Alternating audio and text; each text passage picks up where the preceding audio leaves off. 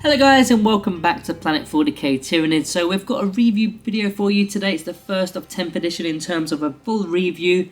Now the one thing we do lack here is the points. We don't know the points yet, but we can still use the index and get pretty much everything else from the datasheet that we need to know. And today we're going to be looking at the Tervigon from the Tyranid index. So this is what we're going to be going through, just so we're all clear what we're going to be doing. We're going to be going through the datasheet with a fine-tooth comb. We're going to be talking about some unit combinations. We're going to be talking about the index rules, the army rules, the detachment rules.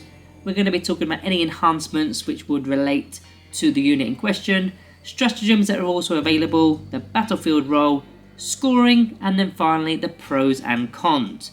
Now in 9th edition, what we were doing is at the end of the video, we were doing a Planet 40k rating. I think it's way too early to be doing that, especially when we don't even have the points. So what I'm going to ask you guys to do in the comments is simply put down in the comments what rating you would give them. It would be a 5-star rating, and you can do 0.5s if you want. And what I'm going to do is sort of come back to the comments at a later date, get a bit of an average. I might even do a community poll or something as well, in fact. Get a bit of an average and come back to those ratings and maybe do a tier list video or something that relates to, well, the community rating, I guess. So without further ado, let's get on with the video, and to start us off, it's going to be the datasheet. So the datasheet for the Tervigon, of course, there's no points cost here. We're going to start from the flip reverse side of the actual data card itself. So unit composition is 1 Tervigon, of course, and the model is equipped with Stinger Salvos, Massive Scything Talons, and you can swap out the Scything Talons with the Monstrous Crushing Claws. That's kind of standard. Before we move on, keywords of note: monster, character, Psyker, Great Devourer, Synapse, which is very important, and Tervigon. So yeah, we'll probably get onto the majority of those keywords as we go through the video.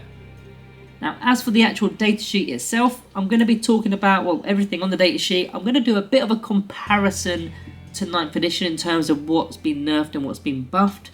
If you don't like me doing that, guys, just let me know in the comments as well. Maybe we don't need to do that. It's a new edition after all. But for the beginning part, at the very least, for these early videos, I will be doing that. So let's get into it. So the movement is 8 inches, as it was. Toughness is 11. It previously was toughness 8. Now we know monsters and vehicles has gone up to toughness, well, gone up in toughness. So that was expected. Toughness 11, pretty good. A 2+ armor save.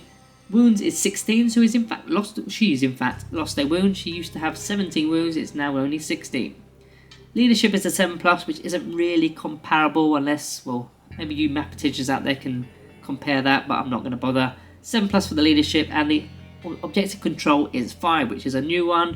Although you could have monsters with, they were counted as 5 models, weren't they, when determining on control of an objective in 9th. They've now got objective control 5 anyway, so not too far difference there.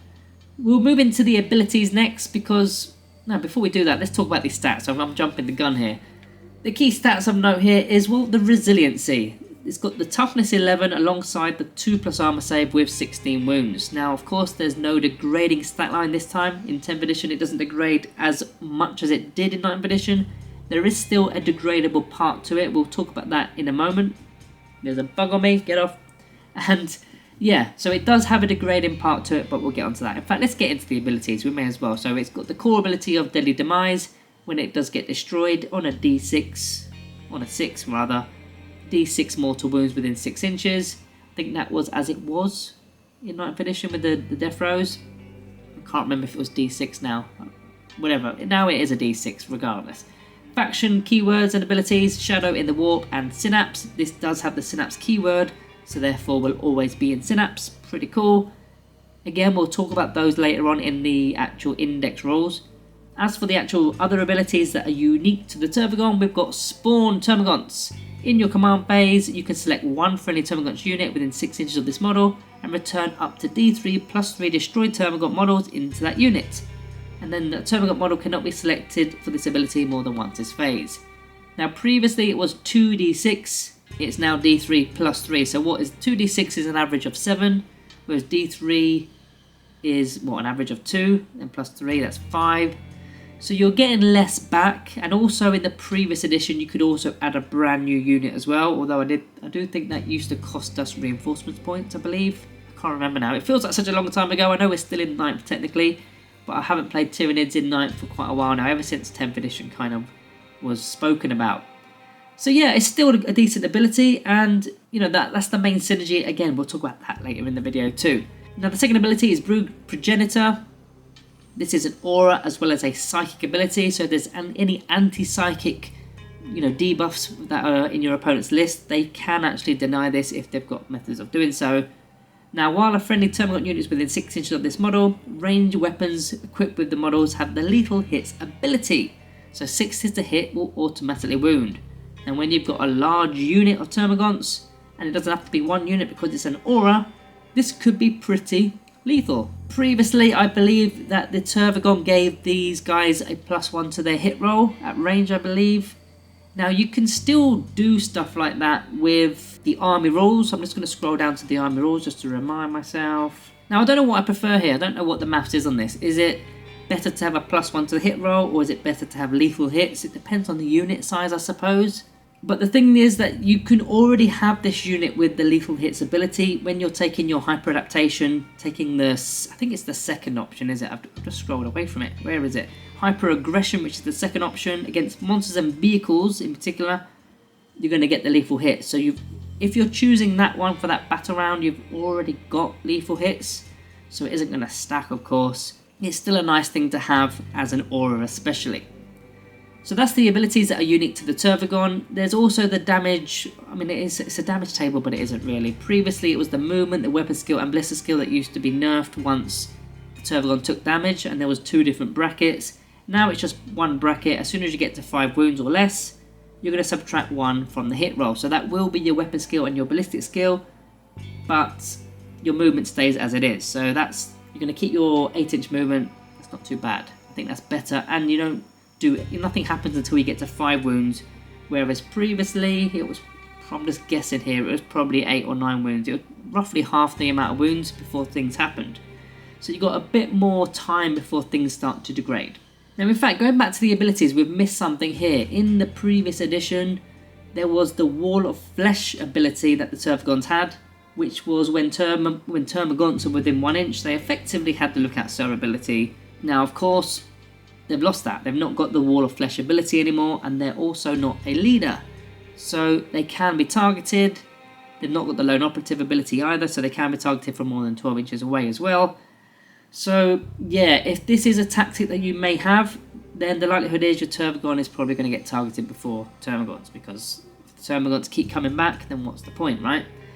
So yeah, that's a little bit of a shame that they don't have that ability this time round. But hey ho. Now as for the weaponry that the Tervigon is going to be equipped with, first of all we've got the Stinger Salvos, which is the only ranged attack or ranged weapon Tervigon has. Now this used to have the assault keyword. It doesn't anymore, so there's no advancing and still firing. It's 24-inch range, 8 attacks with this, ballistic skill 3+, strength 5, no AP, 1 damage. Now it used to have -1 AP. The Grand AP reset has put this down to 0. I'm okay with that. If it's army-wide, I don't mind that. Not army-wide, game-wide is what I meant. If it's game-wide, I have no problem with the AP being reset, even though it does nerf our units. It's nerfing everybody. So I'm okay with that. Just a bit of a shame that it doesn't have the assault keyword as it did. But yeah, strength 5. It's only 1 damage and no AP, so you're going up against light infantry really. You're going to be wounded on a 3+ regardless. You can target more heavier infantry, such as standard Space Marines, because they're normally toughness 4. So you're going to be wounding them on a 3+ still, but with no AP going up against 3+ armor saves, and then only 1 damage, you're going to need just 2 of these to get through just to get rid of a model. So they're not the most ideal target. You want to be targeting the lighter stuff. I mean, Termagants would actually be a perfect example of what you want to be targeting at, but that's obviously a Tyranid unit. Now we've got 2 melee weapons, and then one of them has 2 different profiles. The first one is what did it actually come equipped with? Let's talk about that one. That's the one we should focus on to begin. It comes with the Massive Scythe Talons, doesn't it? Excuse me. So the Massive Scythe Talons has 2 different profiles. You've got the Strike profile and you've got the Sweep profile. So they've actually reversed the order of these. Normally it's the weaker one first, but the strongest one is first here, which is the Strike profile. So this is 4 attacks, weapon skill 3+, strength 9, -2 AP, and the damage is D6. Now, previously it was strength 10, so we've lost a little bit of strength there. Going up against toughness 5 models, we're now wounding on a 3+, not a 2+. We've lost a little bit there. It used to be -4 AP. It is now only -2 AP, so we've also lost AP. Again, I'm okay with it, it's fine. We've still got a bit of AP there. Even against standard power armor, that's putting them on a 5+. I'm okay with that. The damage used to be 2d3, so that is an average of 4 damage. It's now d6. I don't know how I feel about that. I mean, d6 is very janky, very unreliable. Sometimes you roll a 6, sometimes you roll a 1. Average 3 and 4 is an average thing anyway. I would prefer the 2d3, I think. At least you've got 2 swings at the back kind of thing. But it is what it is, and if you've got 4 attacks and you manage to get, you know, a couple of them through, you never know, right? So it's not the worst, although that strength 10 going to strength 9, yeah, that's unfortunate. That's unfortunate. Now that's the strike profile, that's the better profile. The sweep profile, you get double the amount of attacks. You've got 8 attacks, you're still hitting on a 3+. It's strength 7, -1 AP, 2 damage. It previously was -3 AP, so again we've lost 2 AP there. It's 2 damage, so at least it's now going to squish Marines every time one goes through. But it's lost that AP, and that took a Space Marine to a 6+ armor save. It's now going to be just on a 4+ armor save, so only half a chance of removing them. So it's a minor nerf, but you know, if it's going to be game wide, okay, I'm okay with it. I'm okay with it. So the other weapon is the massive crushing claws. 4 attacks again, very similar to the strike profile from the massive 7 talons. Now this is weapon skill 4+, it's effectively a -1 to hit, isn't it? So you're hitting on 4+, it's strength 12, -3 AP, and the damage is d6 +1. Now previously you were hitting on a 3+, so it's lost, you know, it's a bit of a nerf there. It used to be strength 14, it's now only strength 12, so you lost 2 bits of strength there. So going up against toughness 7, we're still wounding on a 3+ now, not a 2+, but we're still wounding on a 2+ against toughness 6, I suppose. Not the end of the world. Used to be -5 AP, so yet another -2 AP lost there. And it used to be D3 +3 damage, which was an average of 5. Now it's D6 +1, so that's going to slightly push the average down. But again, it's very swingy when it's D6. The average is what, 3 or 4, and then +1 on top. So let's say 4 or 5 on average, but very janky with the dice roll. So yeah, that is the data sheet. I pretty much summed up the data sheet right there. A few nerfs in there. There's nothing really that's better, I suppose, apart from giving Tervigons the lethal hits ability. I think that's a pretty good one, especially when you've got a unit of 30 of them with lethal hits. That's going to be, you know, I think they've got 2 shots each, haven't they? That's going to be a lot of shots that automatically wound, and if you're targeting things that are, you know, really high toughness, that's going to be really good. So yeah, I'm okay with that. I'm okay with that. Right, let's talk about some unit combos next. We've already mentioned them a few times in this video. It's the Tervigons, of course. In fact, I was just guessing at their weaponry, and it's right here. So I've got it in front of me. So the Tervigons have either the Flesh Borers, which are only 1 shot. They've got the Assault keyword. Ballistic 4+, strength 5, no AP, 1 damage. Or they can take the Devourers, which you same range, but they get in 2 shots. Only strength 4, but no AP, 1 damage. So with the Flesh Borers, that could be 20 shots that get around 10 hits on average. 3 or 4 of them will automatically wound with the lethal hits ability from the aura from the Tervigon. Now if you're taking the Devourers, that could be 40 shots. That's if you've got a unit of 20 of them, I suppose. Did I say 30 earlier? Maybe, I don't know. But if you've got a unit of 20 of them, that's 40 shots, 20 hits on average. 6 or 7 of them on average will automatically wound with lethal hits. So you're gonna, that's not necessarily a massive amount against the monster or vehicle or something really tough. But these guys are squishy bugs after all. They're not meant to be doing that kind of damage against big things. But that is the unit synergy, of course. Bringing these guys back with the ability, that's the main synergy, right? Now as for index rules, the synapse rule is, well, of course that's going to apply because the Tervigon has the synapse keyword. So therefore, if the Tervigon unit is within 6 inches, which it should be because of the aura, then they're also going to have they're going to be in synaptic link range. So therefore, when they're doing their battle shock tests, they're going to be rolling 3d6 instead of 2, which should mean that they pass fairly comfortably. Which means then they're going to be using the stratagems. They're going to be able to fall back normally if they want to, and most importantly, objective control stays as it is, which is of course important for your primaries, potentially your secondaries as well. So yeah, that's Synapse. Yeah, the model should be within Synapse because it has Synapse, and everything else around it also will be within Synapse. So the other one is Shadow in the Warp. Of course, it's only the main ones that are going to have Shadow in the Warp, your main guys. So as long as you've got one on the table, you're going to be using this, and it's going to deny your opponent from, again, objective control, maybe using stratagems and falling back and all that kind of stuff. So yeah, I don't really need to talk about it too much because a lot of units have Shadow in the Warp. Now the hyper adaptation, which is the detachment rule. So I've got an itchy nose, hay fever season again. There we go. Detachment rule, invasion, high fleet for the hyper adaptations. Now, do I believe any of these are going to be that useful for the Tervigon? I mean, we've already spoken about the hyper aggression, the second option with the Termagants, because they can already potentially have the lethal hits ability. Lethal hits ability because of the ability that the Tervigon actually gives them. So you're not going to stack that, but that's only against monsters and vehicles anyway. But as for the Tervigon itself, I don't believe the weaponry is that good enough to sort of warrant choosing something specifically for the Tervigon. Potentially the massive crushing claws, I suppose, but you're not getting many attacks with that. But yeah, you can take your pick. It all kind of depends on what your opponent's bringing, really, doesn't it? Because with that one, you can select this at the start of the first battle round, can't you? So that one is kind of open for debate. Right, so on to the enhancements next. There's only 2 out of the, I think it was 4, can't even remember now. I think it was 4 options in terms of enhancements. And I've got 2 for us. So the first one is Tyranids model only. Yep, we know that. While a friendly Tyranids unit is within 9 inches of the bearer, the unit is within Synapse range of your army. So it's rather than 6, it's a 9. So an extended Synapse, if you like. Not necessarily needed for a Tervigon because those Termagants are going to be quite close, especially for a screening, screening unit to prevent your Tervigon from being charged by bigger and badder stuff. But maybe you want to choose something better for the synaptic linchpin. But the second one is the adaptive biology. Again, Tyranids model, the bearer has the Feel No Pain 5+ ability, and at the start of any turn, if the bearer has fewer than its starting number of wounds remaining, it becomes a 4+.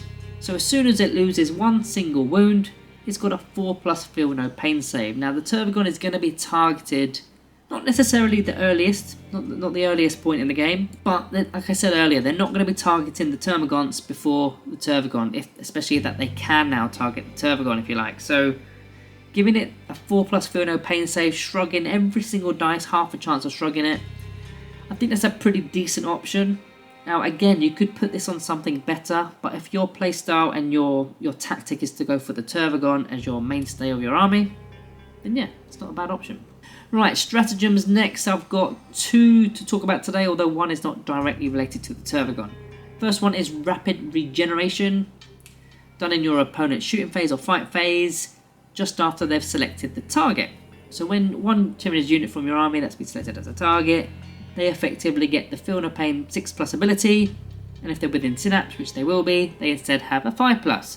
So if you didn't want to take that enhancement, which was the adaptive biology for the 5 or the 4+ rather, or 5+ if they've got full wounds, you can instead use this stratagem, and it's only 1 command point. Now it's only going to be active until the end of that phase, but yeah, again, if you didn't take that enhancement, this could be another option for you. Now the second one, again, it's not direct synergy, but we're talking about the Termagants now. The little bugs that you're very likely going to be taking with a Tervigon. This is the Endless Swarm stratagem for 1 command point done in your command phase. And you're selecting up to 2 Endless Multitude units that are within Synapse range. So if you've got 2 units of Termagants surrounding your Tervigon, that's 2 right there that you know are in Synapse. Now they're going to be getting D3+3 destroy models back, so an average of 5 per unit back with this 1 CP stratagem, and that's going to stack on top of the Tervigon's ability, which is Spawn Termagants, because they also get that ability also brings you D3+3 Termagants that were destroyed. Now both the stratagem as well as the ability happen in the command phase, so with 1 unit it will be D3+3 back times 2, and in 1 unit it will be just D3+3 because the stratagem works on both units, the ability only works on 1, if that makes sense. But when you're combining that could be pretty epic. I mean, you could in fact have 3 units and the stratagem takes over 2 of them, takes control of 2 of them, and the Tervigon's ability takes over the other one. It all depends on what models you've lost. Again, I think they're going to be targeting the Tervigon more than the Termagants though, so I'm not sure if a more experienced player comes against you. I think this stratagem may not be as useful, but if you're going up against a player that's not as experienced, then yeah, this will be helpful. Right, on to the battlefield role next. The battlefield role, in my opinion, for a Tervigon is clogging up the battlefield and keeping your swarm alive. That's the bottom line. This thing isn't doing much damage. It's not really doing much damage at all, really. But it's keeping your little bugs alive, and if you can spread them out across the battlefield, getting onto a key area, likely the centre of the battlefield, you're going to be maybe potentially blocking out deep strikes on turn 2 onwards, because they got to stay 9 inches away from enemy models when they're entering. Well, most factions do. I know demons have a few funny things that they can do. But if you can screen out most of the no man's land with loads of Termagants everywhere, with the Tervigon just keep bringing them back all the time, that's a tactic for me. I mean, individually, the Tervigon with toughness 11, 16 wounds, 2+ armor save, potentially a feel no pain save or a 4+ or a 5+, depending on the enhancement of the stratagem. It's going to tank quite a lot of your opponent's firepower, and the likelihood is they're not going to get into melee with it because they're not going to be able to. There's going to be that many gaunts around it. How are they going to get into melee with the Tervigon? So they're going to have to do it at range. Going up against the range faction, yeah, the Tervigon might not be the best thing. Going up against Tau, it's going to get blown out the water. You're not on water, you know what I mean? It's going to get blown to bits. But if you're going up against, I don't know, Blood Angels or anything that isn't predominantly shooty, it should do okay. So that's what I would do with the Tervigon and all the Termagants around it, is get it onto, first of all, get onto the centre of the battlefield, take over as many objectives and as much space as you possibly can, and then just let it sit. It doesn't have to do anything else more than that. Let the other units that you've got do all the hard work. Right, on to scoring now. Now, we kind of did allude to it already, but area denial with the Termagants I think is key. So there could be secondaries that relate to the centre of the battlefield. There could also be mission objectives that relate to you scoring from the centre of the battlefield. So that's going to relate to the Tervigon and the Termagants. It's also going to relate to just simple, take and hold missions where you need to get at least one objective. You can maybe even stretch these to 2 objectives depending on the distance between the objectives. But if you can do so, ideally that's the way to do it, because if they want to take away the Termagants that are on objective A over that side, yeah, they can remove some of those models, but they're coming back. They've got to literally take out the big tank in order to gain these objectives, because objective control with the Termagants is pretty good, and there's a lot of them, and the likelihood is they're going to be pretty cheap. So yeah, that's for me what you're going to be doing in terms of scoring with the Tervigon. And I have to kind of say the Termagants as well. I know they're separate units, they're going to get their own unit review, but you kind of put 2 and 2 together here, or you put both of them together, because you're not going to take a Tervigon without the Termagants, are you? You're not. Right, so let's get into the pros and cons for the Tervigon, starting with the pros. Very tanky model, toughness 11, 16 wounds, a 2+ armor save, a couple of different methods of giving it a feel no pain save on top of that. So yeah, it's going to tank a lot of your opponent's weaponry. Second point I've got is it's easy to bring back models, particularly your Termagants, of course, but it's not particularly, it's the only option. It's your Termagants are coming back, and it's fairly easy to do. So yeah, a good bit of synergy there. It's a Synapse model. That's of course going to keep your Battle Shock, well, it's going to be much better for Battle Shock and your objective control in particular. It's got the Shadow in the Warp ability, so if you've only got a few of these Shadow in the Warp ability monsters, or models in fact, in your army, especially if you're playing the 1000 point incursion level, then it's going to be beneficial. You want to have as many of these as possible in your list, so it's got to have that one. So you've got the enhancement options because it's a character. You've also got the fact that it's very easy to screen. Again, it's going to be going with the Termagants. It's going to have plenty of models wrapped around this thing, so the likelihood is your opponent is not going to be able to make a charge move on your Tervigon. At range is a different story, of course.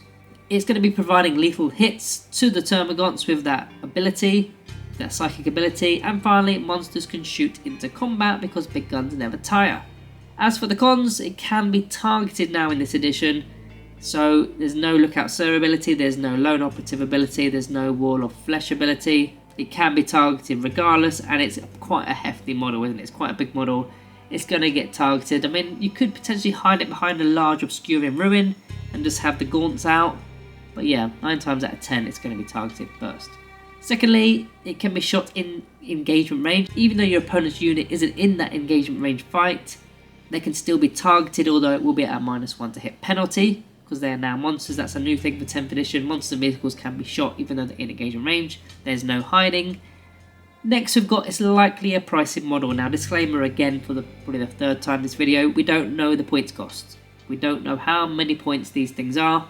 So this could be 1 point, it could be 1,000 points. So I don't know, right? So the likelihood is, looking at previous editions, it's had quite a hefty points cost.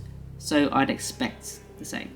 Next point is it deals less damage than other monsters in the Tyranids Index. It's not really kitted out to do damage, it's really kitted out to keep your gaunts alive. So it's not going to be going out slicing and dicing stuff like other things would, such as your Swarm Lord, for example, your Hive Tyrants, all those kind of bigger monsters. They're going to be doing the damage. This thing isn't really expected to do that damage, so don't expect it to. And the final one here is the big melee weapons have that D6. Now I know the one of them is D6 plus 1, but D6 in general is very janky. Now take this from a Necrons player. In 9th edition, our big weapons all had D6 and it absolutely stank. You just never knew what you were going to get with it. So yeah, D6 plus 1. I mean, at least you do get 4 attacks with the D6 weapons. It's not the worst case scenario. We had D6 attacks as well, so it was double bubble. But I just don't like the D6. Give it D3 plus 1, or I don't know, just give it something more. Just give it something that's, you know, solid and concrete rather than a very janky D6. So yeah, this is normally the part where I put a rating in, so it feels a little bit awkward here, but that is my review for the Tervigon. Put your rating down out of 5 in the comments below. Have you had any experience in 10th edition with this? I mean, by the time you're seeing this video, you've probably not started 10th edition, so that was a silly comment, right? But maybe you're seeing this video late, I don't know. But in terms of predictions then, what do you predict the Tervigon to do in 10th edition, and will you be fielding it?